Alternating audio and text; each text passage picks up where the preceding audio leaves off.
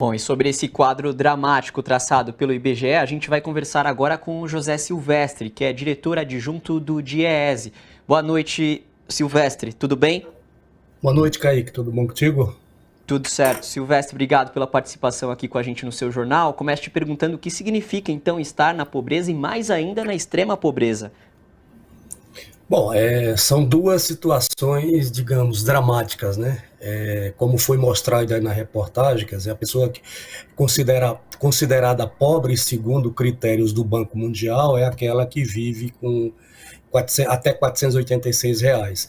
E o extremamente pobre é aquele ou aquela pessoa que vive com R$ 168. Então dá para se ter uma ideia o que é viver com esses valores, ou seja, na verdade não vive, né? Sobrevive. Então é de fato uma situação dramática, né? As pessoas que estão submetidas a viver com esses valores. Infelizmente, essa situação calamitosa exposta pelo IBGE, Silvestre, mostra quem mais sai perdendo sempre, né? Mulheres, negros, tem também as crianças. Por qual motivo? Então, a pobreza e a extrema pobreza, ela tem cor, tá? Ela tem gênero, ela tem idade e ela também tem localização, né? É, e como os dados indicam, a situação mais dramática são exatamente aquela situação das mulheres, né? Você tem lá nos domicílios chefiados por mulheres, onde você tem mais de 60% dessas pessoas vivendo na pobreza ou mesmo na extrema pobreza. Da mesma forma, os pretos e pardos, né, segundo o próprio dado do IBGE, você tem ali um contingente grande, um percentual grande de pessoas, né, algo como 38% dos pobres e extremamente pobres estão entre os pretos e pardos. Isso é mais do dobro dos brancos, né? Quando você olha do ponto de vista da faixa etária, você tem o que lá?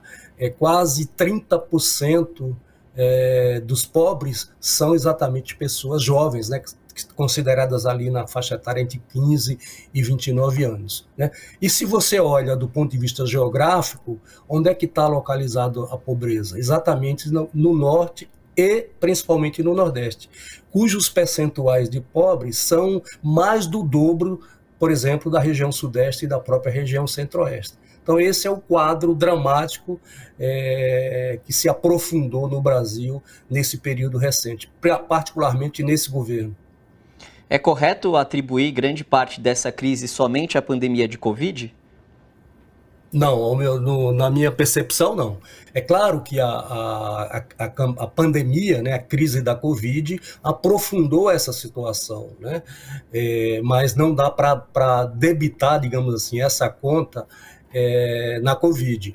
Isso aí está relacionado a outros fatores. Você tem um desmonte das políticas públicas, você tem um desmonte do sistema de proteção social, você tem a redução dos direitos do trabalho e, particularmente, você tem é, a redução, por exemplo, do auxílio emergencial e de outras políticas públicas, e também o mercado de trabalho, né? A crise do mercado de trabalho, não, o não crescimento, a não geração de empregos, e mesmo os empregos que foram gerados são empregos com, sem, com baixa qualificação e com baixa remuneração. Né? Então, é um conjunto, digamos assim, de fatores, né, que contribui efetivamente para esse quadro que a gente está enfrentando hoje do ponto de vista da pobreza e da extrema pobreza. Ou seja, muita coisa que poderia ter sido feita e não foi nesses 4 anos principalmente, muito pelo contrário. De que maneira o próximo governo Lula pode enfrentar essa situação, Silvestre?